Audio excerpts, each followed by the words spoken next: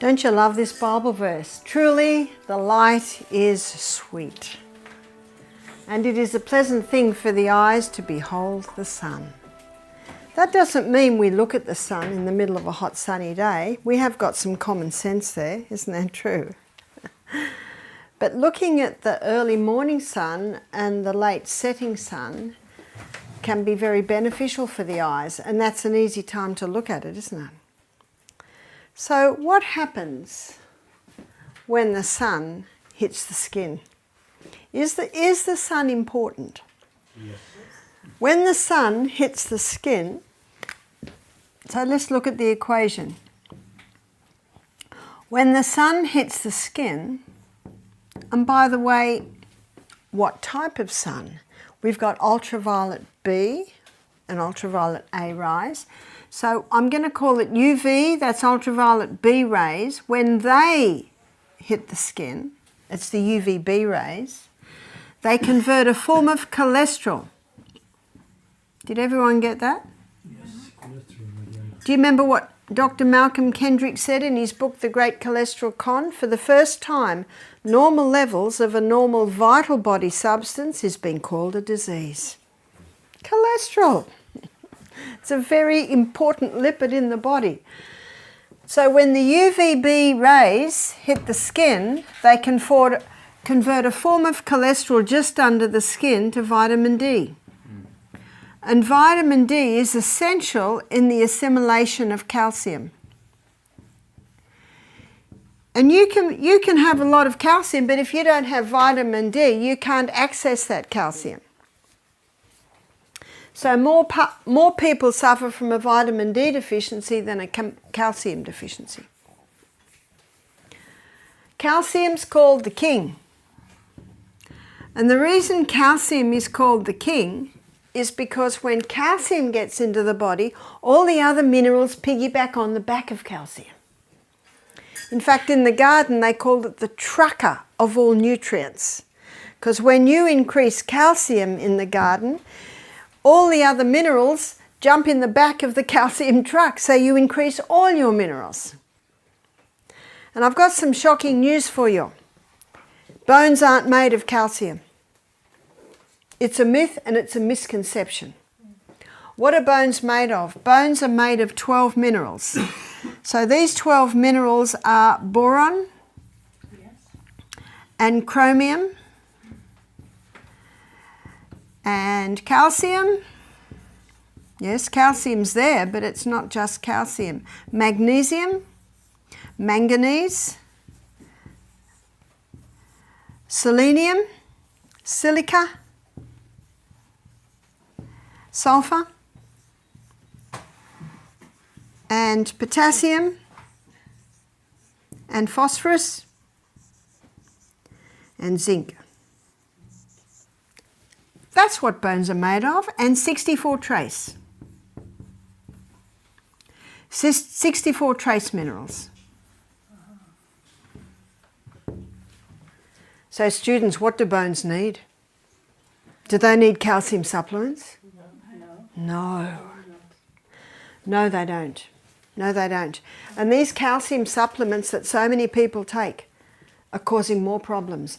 And you look at the people with osteoporosis taking all these calcium supplements, the osteoporosis is not improving. Because their bones don't need calcium. What do they need, students? Minerals. So where are we going to get those? Dr. Robert Thompson. I'll put his name up because this is an excellent book to read. Dr. Robert Thompson wrote a book called The Calcium Lie. And Dr. Robert Thompson claims that the clearest indicator of a creator God is seawater. Because seawater has all the minerals in the perfect balance and proportion as is needed for bones. But I've got some good news. We don't have to drink seawater. God wants us to drink pure water. But you can take the salts that contain the minerals. So seawater contains 92 minerals, And Celtic salt contains 82. Where are the other 10? Well, they're in such pico proportion in the seawater that when the water's evaporated, it's inevitable that a few are lost. Himalayan salt has 75. So that's still pretty good. So we can get those minerals by taking the salt. Just a little tiny bit before every glass of water. And on your food. What's a baked potato without salt? Our palate tells us. And the Bible tells us. The Bible tells us in Matthew chapter 5 verse 13, ye are the salt of the earth. If the salt has lost its savour, wherewith shall it be salted? It is henceforth good for nothing but to be cast out and trodden under foot of men. How does the salt lose its savour?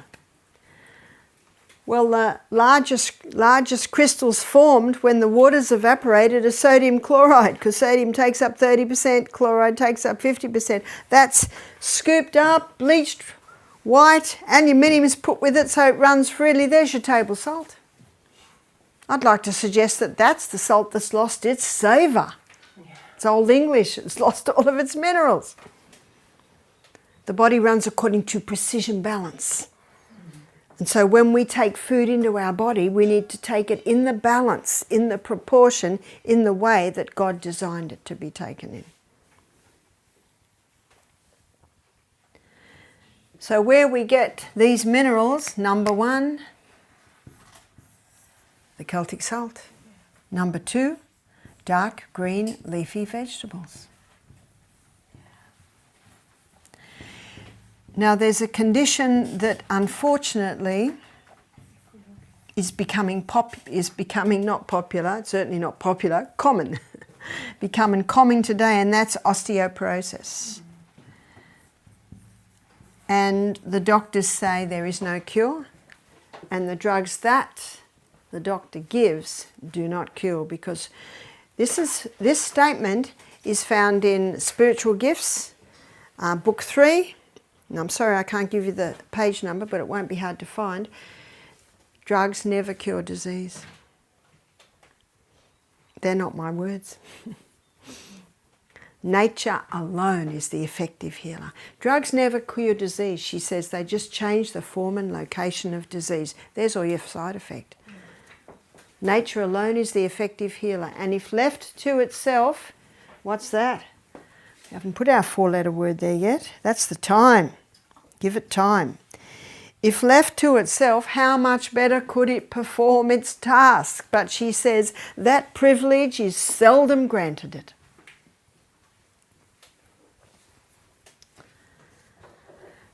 Dark green leafy vegetables are high in these minerals, but they must be organic. Do you remember we talked about the microbes in the soil? And the microbes in the soil make the minerals available for the plant.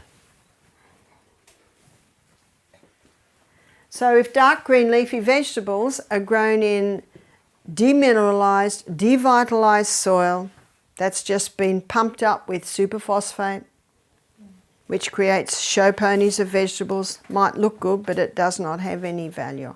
And that's the vegetables that the bugs attack.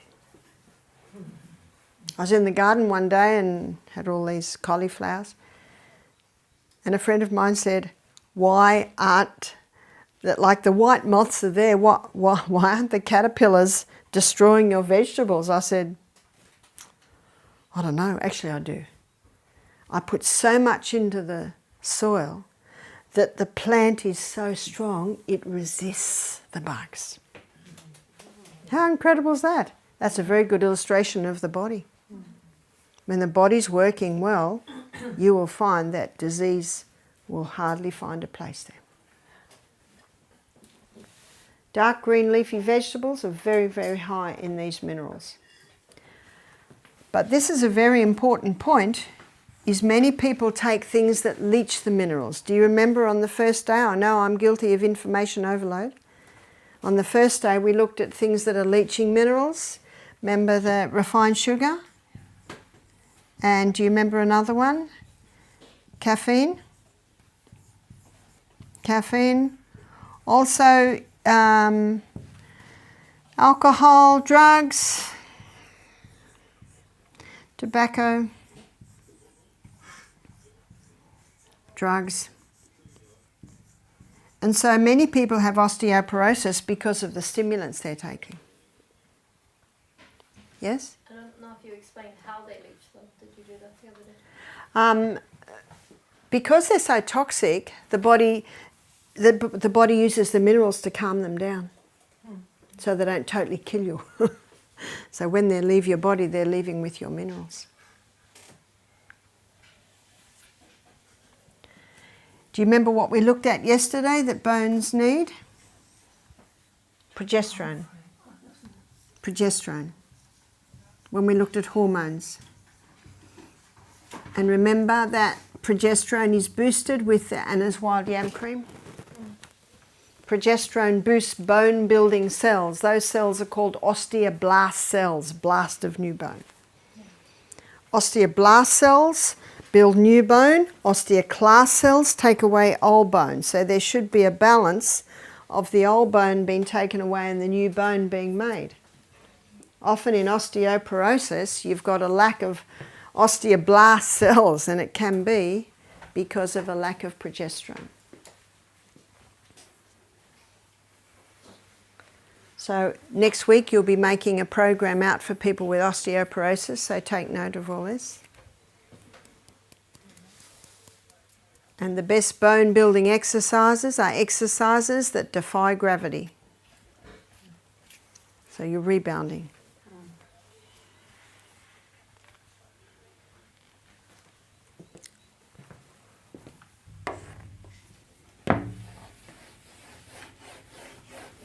And what also the person should be doing is going out into the sunshine to get their vitamin D. So vitamin D is produced just under the skin, and it's produced just under the skin with the connection of the UVB rays and cholesterol. Sunscreens stop UVB rays. So a person can have osteoporosis because they're using sunscreen. So what do we do when we go out in the sun? We have a big hat on and we have a long sleeve shirt on.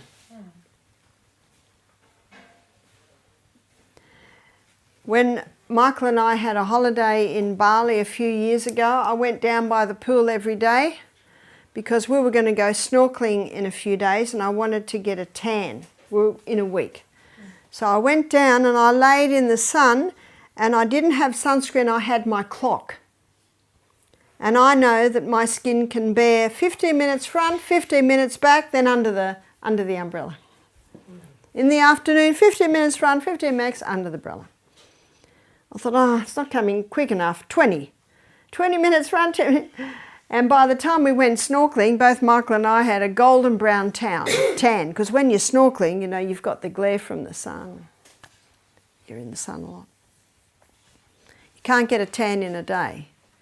The darker the skin, the more sun you can bear. So, you know, and the darker the skin, the more sun you need to get the right vitamin D levels. Now what I got on my skin was a UVB tan, and a UVB tan is a lasting tan. When you go into shops that you know have tanning, I know in Australia everyone wants to be tanned in Australia, so they go to shops and go under these lamps, and it's UVBA, and the UVBA tan, it disappears very, very quickly. It's the UVB that's the one you want. You ever been in the car and the sun's coming through the glass and you get burnt? That's UVA, because the glass blocks the UVB. So that's the one that you want. So it takes about 2 hours for the vitamin D to develop. And if you if you have a shower in the morning and cover yourself with soap and go and lay in the sun, you will not get your vitamin D. Yeah? Is it UVB-A or UVA?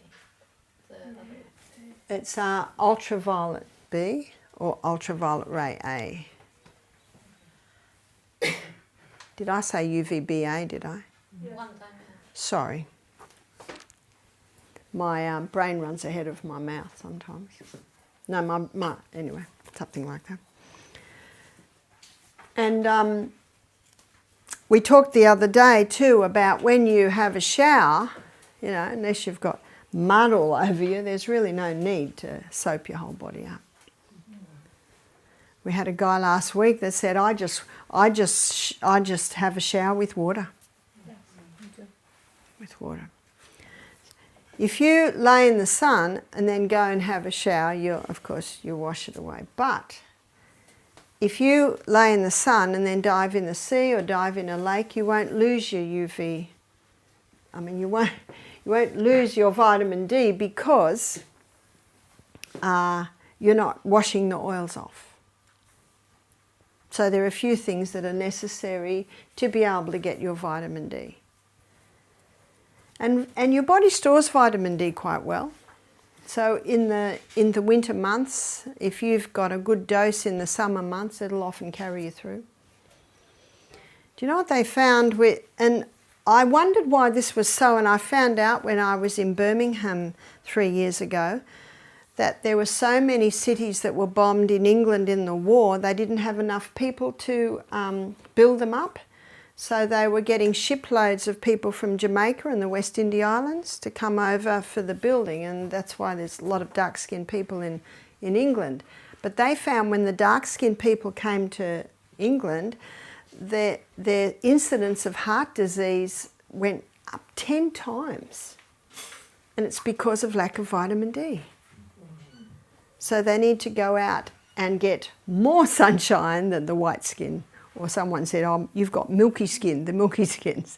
The dark-skinned people need, the darker the skin, sometimes very dark-skinned people need almost 10 times the sun. But they can endure 10 times the sun, yes? Well, I've done a lot of analysis on vitamin D, and most of the time the people do not have the right vitamin D level, and not even over summer. So yeah. So then you'd have a look at what are their cholesterol levels like. You know what you know, how much are they exposing to the sun? Because in Australia people have been scared of the sun.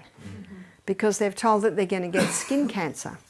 But I was reading a study done on Norway, and they found, I think it was something like 1980 to 2000, skin cancer rate skyrocketed something like 600%.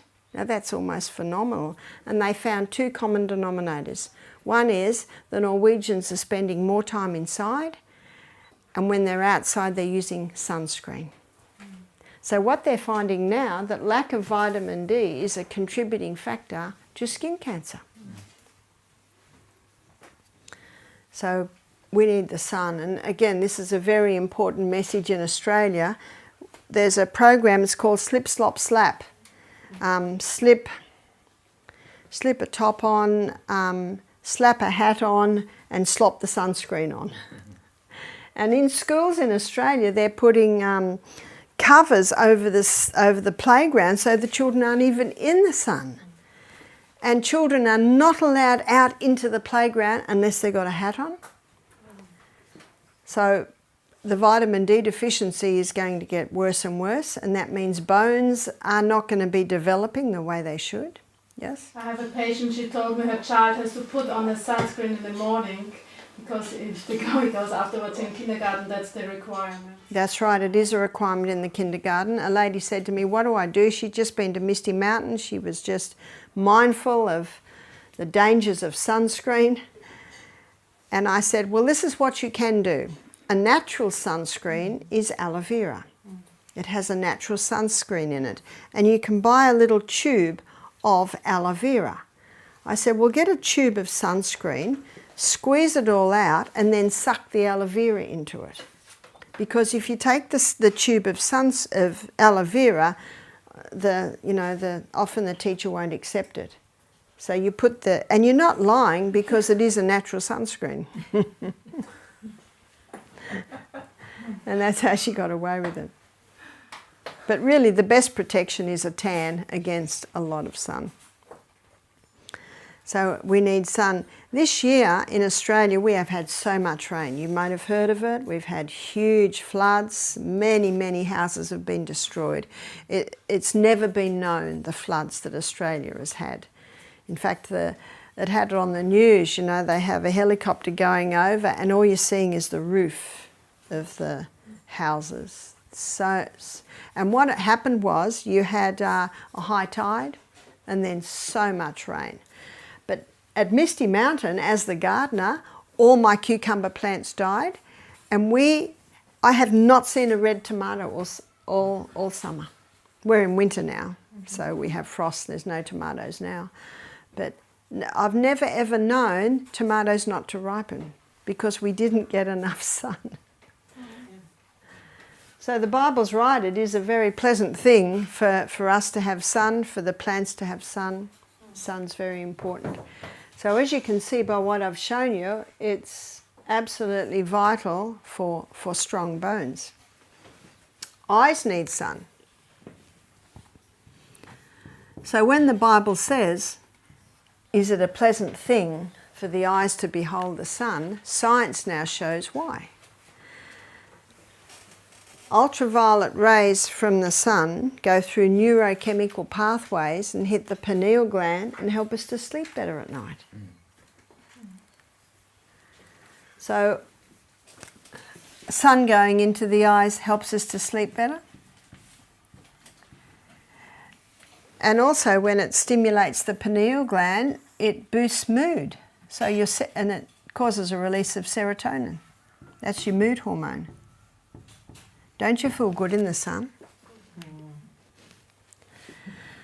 So what also is happening, and Dr. Neil Nedley found this, and you can read it in his book Depression: A Way Out, he found that 80% of his depressed people, their circadian rhythm was out. And the circadian rhythm basically is the 24-hour rhythm that's in the brain, and it's set by light and dark signals. So it's light and dark signals that are fed through the optic nerve to a control centre in the brain where your body clock is located. And your body clock basically is the one that communicates with the pineal gland, releasing these two. So it resets your circadian rhythm. And what Dr. Neil Nedley found, that a lot of depressed people are on technology a lot, watch television, and they don't go to bed late. And the way to reset your circadian rhythm is to allow your eyes to behold the first hour of light in a day. So science is now showing that this is a scientific fact and resets your circadian rhythm. So that's a good piece of information to know. So not only does it boost your serotonin, but it resets the circadian, I'll just pull it, circ rhythm.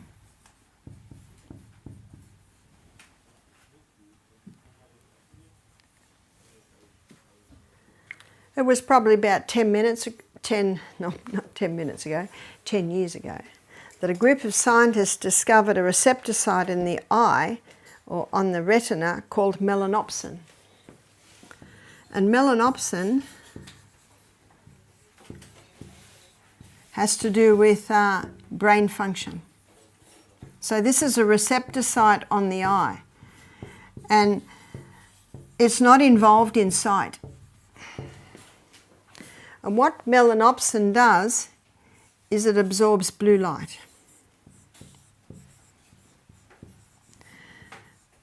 So again, I don't suggest we look at the sun, but when we're outside and the sun's rays are touching the eye, melanopsin is absorbing the blue light. The highest source of blue light is sunlight.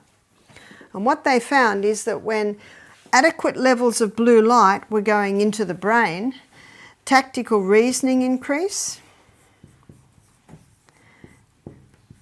and also the ability to solve mathematical problems increased. So it's a pity that they're putting shades over all the playgrounds and school. Those children need the sun.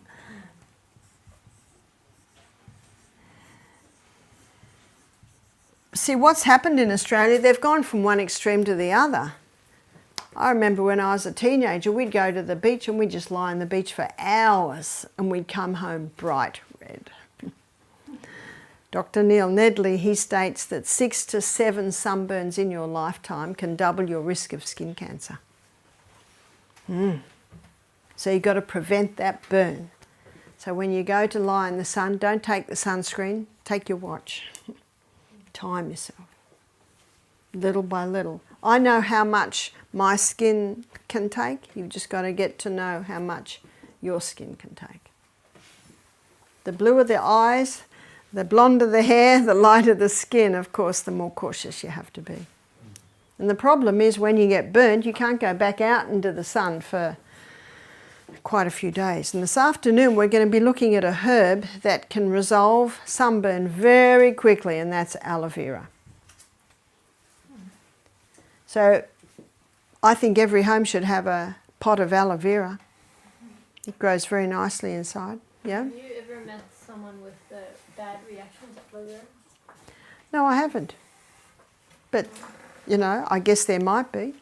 But I haven't met anyone. I put it on my daughter and she was just getting redder and redder and more irritated on the skin. Okay, well don't. Someone told me that they had an allergy, so I thought maybe it could be cautious. She possibly has an allergy, yep. So don't put aloe on. But there are only 4 types of aloe vera that are good, and there is a number of types that are not having that effect. So the barbadensis, the aloe vera barbadensis is the medicinal one. That is the best one. Now, one of the problems that's happening today is that people are sleeping with their phones. The current figures are 80% of Americans sleep with their phones. And the pillow's no protection. And if a person can't sleep, what's the first thing they do? Pick up their phone. And what those screens are giving off is blue light. But it is not the same blue light as the sunlight. It is a different frequency. But what happens is, and this is one of the many dangers, is when the eyes look at the screen in the middle of the night, the message to the brain is, wake up, daytime. Because the eyes are used to the blue light coming from the sun. So that's one of the contributing factors as to why insomnia is so common today, is that people are letting their eyes see the screen. Now I know here in Sweden the sun doesn't go down for very long, does it? Up in the north. Yeah. It's not up for very long. So really, once the sun goes down, the eye should not be looking at the screens. So after discovering this, I answer all my emails in the day now, so that I haven't got that exposure when I should be sleeping. So that's also an important piece of information that you can give to people who are having struggle with sleep, is that they need to not only go to bed early, and we'll look at this in more detail when we look at sleep. Not only do they need to go to bed early, and we'll look at why when we look at rest, but they also need sunshine in the day. The sunshine resets the body clock, and the sunshine also stimulates a release of melatonin, which is your hormone that helps you sleep better at night. I didn't put that one up, but we'll look at that in more detail when we look at rest. But also the Ecclesiastes says the sleep of a labouring man is sweet. So we'll also have a look at that. But most people don't realise that sun in the day will help you sleep better at night. Now, where I discovered this was when I went from Australia to 15-hour flight to Dallas. And I went straight to the health retreat that I was working at. And I slept that night, and usually do sleep the first night. But the following night, I couldn't get to sleep till 2 a.m. And that is very difficult, especially when they had 24 guests and I had to consult them all that next day. And as I'm sitting in the consultation room, very hard to stay awake, and I know the worst thing you can do is sleep. The sun was shining in the glass doors behind me, so I opened the glass doors, sat in the sun, and just closed my eyes for a minute waiting for the next guest. And that night I slept. So the first night I slept. The second night I couldn't sleep till 2 a.m. And the next night I slept. And that's when I realised it reset my circadian rhythm. There's a book called Better Eyesight Without Glasses by Dr. William Bates. This was written in about the 50s. He almost lost his ticket as an eye doctor over writing this book. It's called Better Eyesight Without Glasses. And he believes that you cannot overdo the sun. And in the last chapter of his book, Better Eyesight Without Glasses, he goes through the 8 laws of health and shows that eyes need fresh air. Eyes need sunshine. Eyes need you to stop all the stimulants. Eyes need you to go to sleep at night. Eyes need exercise because you increase the circulation of the blood to the eyes. Eyes need nutrition.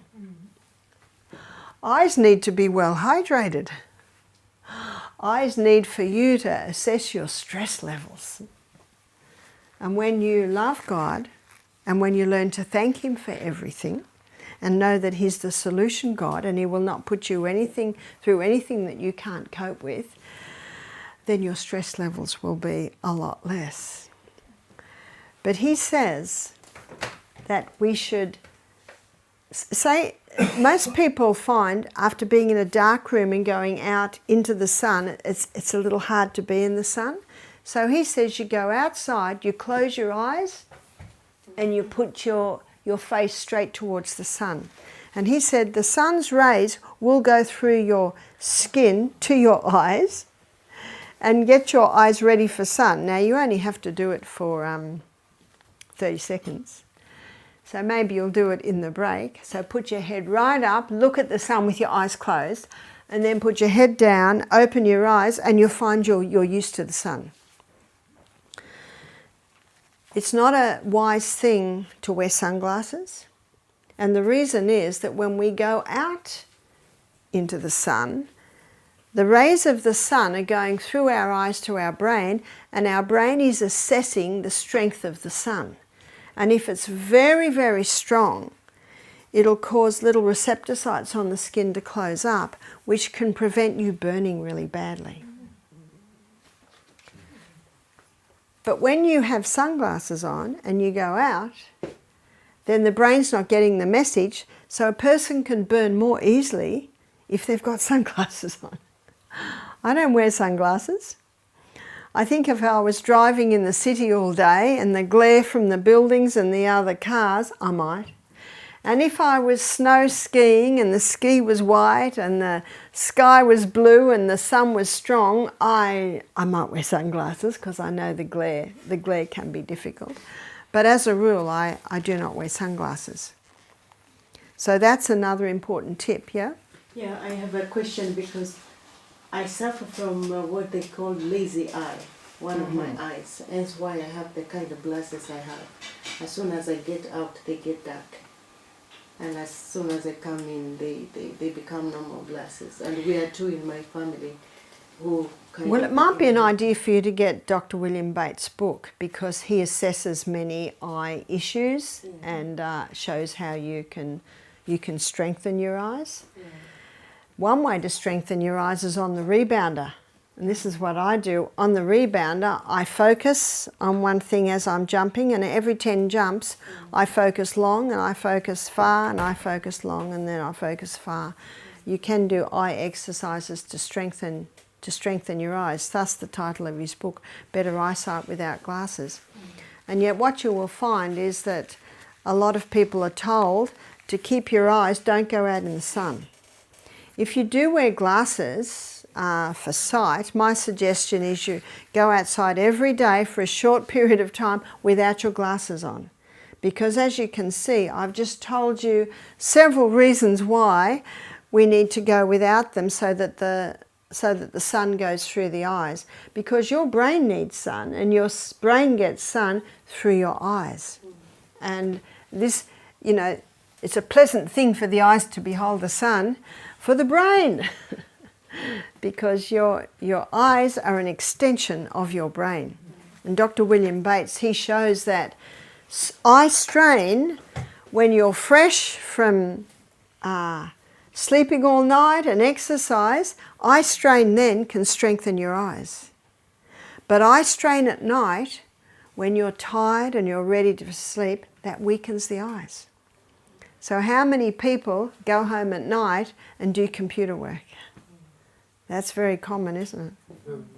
So really, any computer work, iPad work, phone work, that really should be done in the morning. It's easy for me at the moment because Australia's awake in the morning. Let's see, what's the time? Australia's just about to go to sleep now. So I have my dialogue early in the morning with my Australian family. So remember the sun. Remember that the light is sweet, and it is a pleasant thing for the eyes to behold the sun. So I'd like to open the floor now for questions. If anybody has questions, we can spend a little bit of time on questions, yes? I have a specific question, but it's for sure interesting for the other people too. I have a patient, she has osteoporosis, and we were talking about it, and I will try to explain how the lifestyle, what we shall do. And she said she implemented it, and now she came again, and she had like the bones were sintering, 3 of them.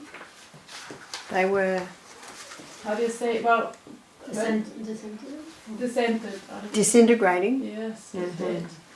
Well, I tried not to give all the. I think I even gave the progesterone a cream. Any other ideas? Well, the other thing is it does need time. And the other thing is you're looking at the age of the person, and you're looking at how long they have been doing things that will cause the bones to deteriorate. Well, there's no thing that you say you're an Adventist, but she says that she really does implement the things. Yeah. So sometimes when, it's like the lady that said to me one day with high blood pressure, I went through everything, yes, yes, yes. And I just had an impression to go back to exercise. So then I said, what type of exercise do you do? Oh, I'm busy all day. You see, that's not enough. So then I had to show her that you got to implement an exercise program. So some people think that they're eating well, they think that they're sleeping well, but they're actually not. So sometimes you have to dig a little bit deeper. So if the progesterone cream, it should get better again? Yes. Again, the recovery depends on how chronic the situation is, and I often say this, and it's a very good thing to say. It depends on how much damage has been done already, how chronic the situation is, how old the person is, and how diligent the person is to implement what you've got to do to get a turnaround. So what I say to people is, even if your osteoporosis hasn't deteriorated anymore, that's a very good sign. Mm-hmm. And remember, we've been brought up, all of us have been brought up with, you've got a problem, you go to the doctor, you have a drug, and you're cured.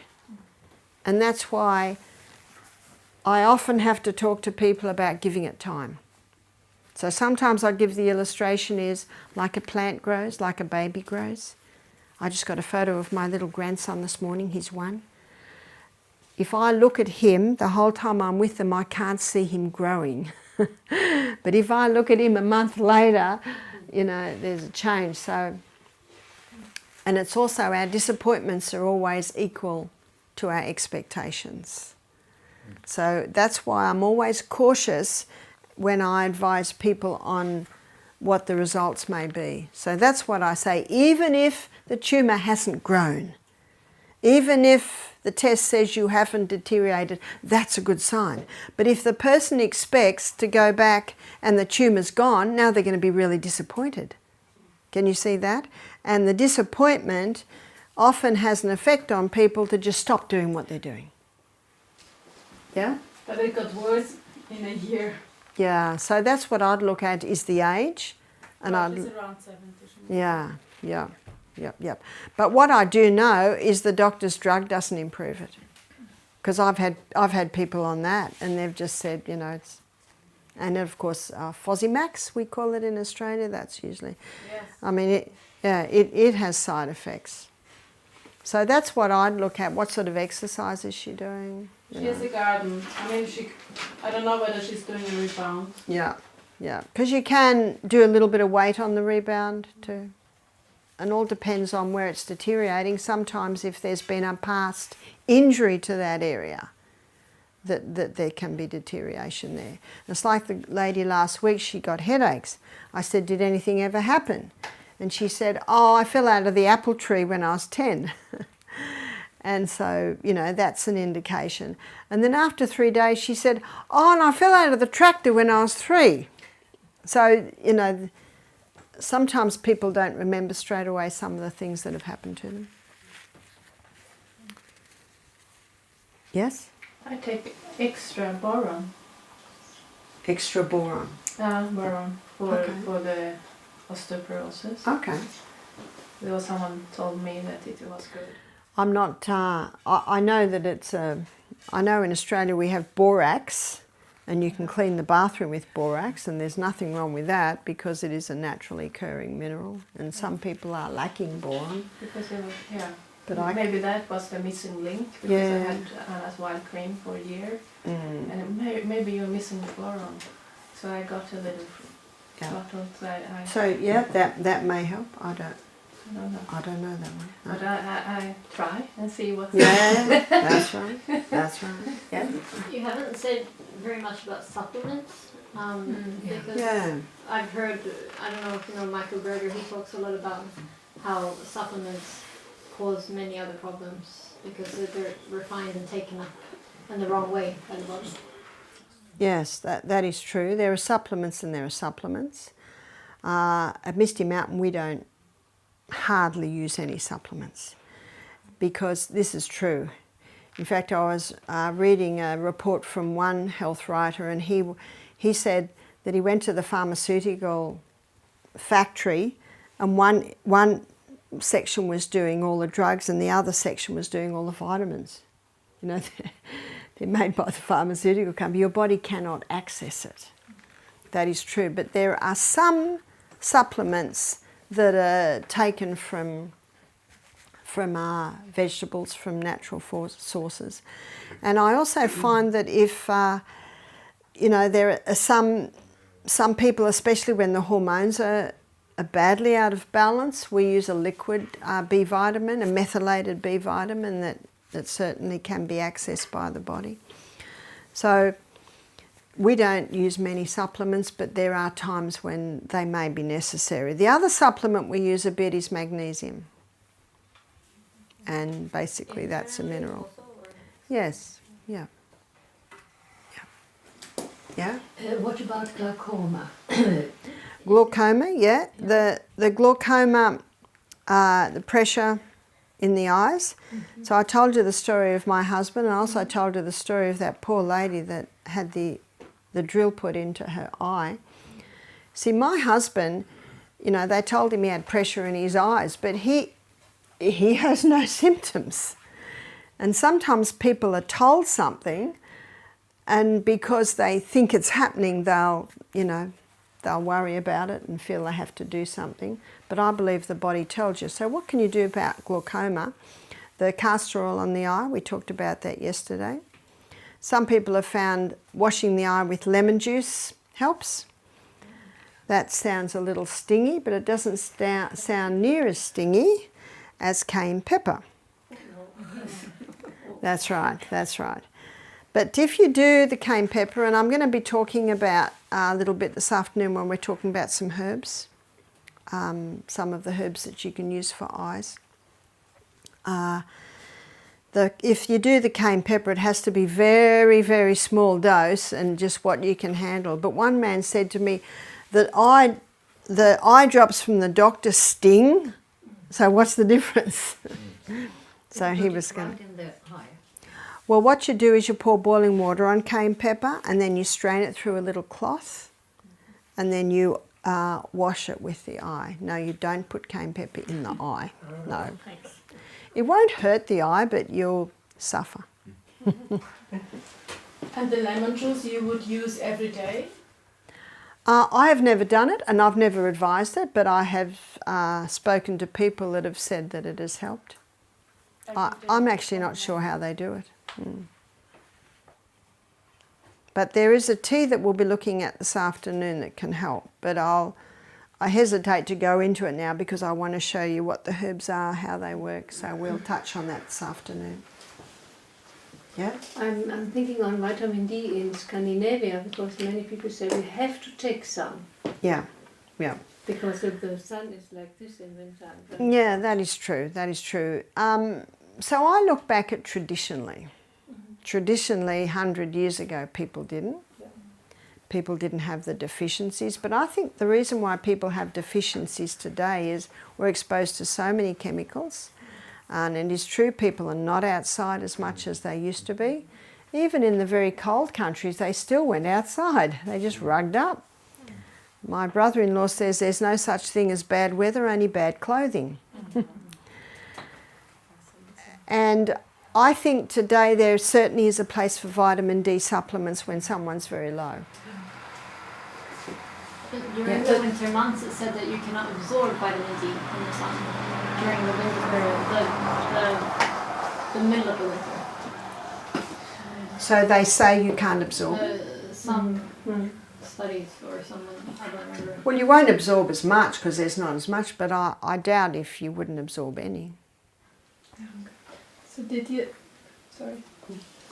already see someone who was healed from osteoporosis through just taking Celtic salt, dark green leafy things and what you said? What we see is that it's managed. Do you remember what I said the other day? I really keep away from that word cure or totally healed. Because sometimes it's not possible that it can be because of everything the person's done for the last 60 years. And often osteoporosis and arthritis will manifest themselves where there's been previous damage, you know, a past fall. We had a guy come and do our program and he came in on a walking stick. He could hardly walk. He was only in his 50s. He had 2 total knee replacements, 2 hip replacements. He was a famous footballer when he was young. So much injury, so much damage. And what often happens is they want to play. I know in Australia, it's almost like every young man wants to be a football player. So they finally get into the game and then, you know, they're tackled and they hurt themselves. All they want to do is get back on the field, so they take a painkiller, that, you know, maybe cortisone on, so they can go back on the field. And so now the natural voice that tells them to stop and rest so that the body can heal, they don't listen. They can't hear it because of the painkillers. And this man was a result of that. Do you know that they will just do anything to get back out on that field? And so they take the drugs, they take, you know. But it has a cost, has a great cost. That's why the history is so important. So my first thing when someone has a problem in one area, have you ever had an injury there? And often they say no, but then a few days later they came back and they said, look, I'd forgotten that when I was a little girl, I I fell over there.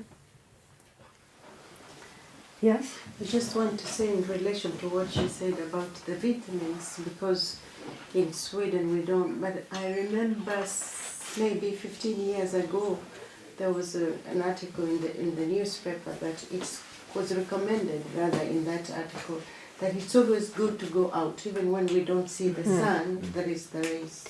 Well, you are still getting vitamin D on a cloudy day.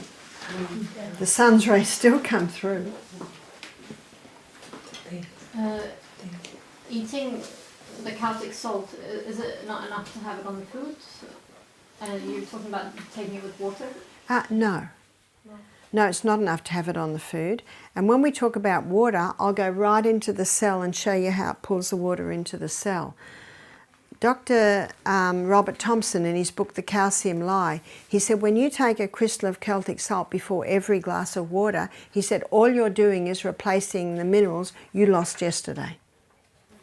We lose them in our perspiration. We lose them in our urine. We lose them in our colon. And if you're working out and perspiring a little bit, you're losing a little bit more. So do you mean to say that we absorb it faster with the water than with the food? Here is the cell. Here is the membrane around the cell. And when you take the crystal of Celtic salt on your tongue, there are 3 magnesiums. And the magnesiums are absorbed by the mucous membranes in the mouth. And so the blood takes it straight to the cell wall. You have your glass of water and the water pulls it inside the cell.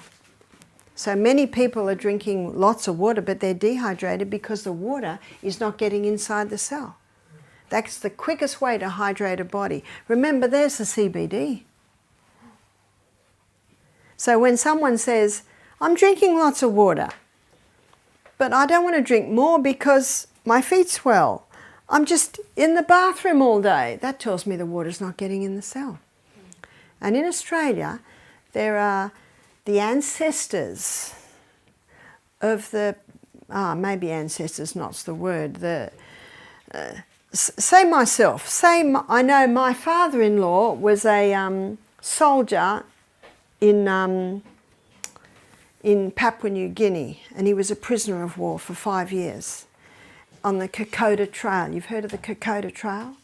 So many people whose grandparents died, and not many did on the Kokoda Trail. The Japanese made them build this railway there. So a lot of Australians go and walk the Kokoda Trail, you know, out of memory of their ancestors. And we've had a few deaths on the Kokoda Trail. And they're drinking 5 litres of water a day and they're dying of dehydration. Because it's hot in Papua New Guinea and they're perspiring huge amounts. What they need is the salt. Because the magnesium would pull the water inside the cell. So you can drink too much water if you're not having the salt. Yes? I'm all day out, and for me it's hard to have even this bottle with me. Yeah. Can I put in the salt in the water? If you put the salt in the water, you're now drinking salt water, and we're to drink pure water. And because magnesium is a water-hungry molecule, that's why it pulls the water inside the cell. So if you put it in the water, it'll just dissolve in the water. You won't get this same effect. So I have a tiny little container that I have in my pocket or in my little bag, so it makes it easy. But how did they do that before? Why wasn't it a problem in ages before? Because food before had so many more minerals. Lots more minerals. A lot of our food's mineral deficient today. Now, what I just shared with you here, and I'll do it again in a little bit more detail when we look at water, I didn't get that from Dr. Robert Thompson.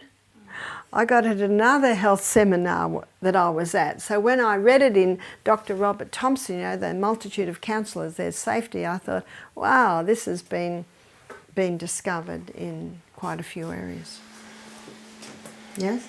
What about sun lamps? Are there any safe ones? You'd have to look. There possibly are, and I know that they. I know I was at a retreat not long ago, and they were putting the UV lamps on a lady who had a problem in her back, and warmed up the area and then massaged. But I haven't looked really in detail at those.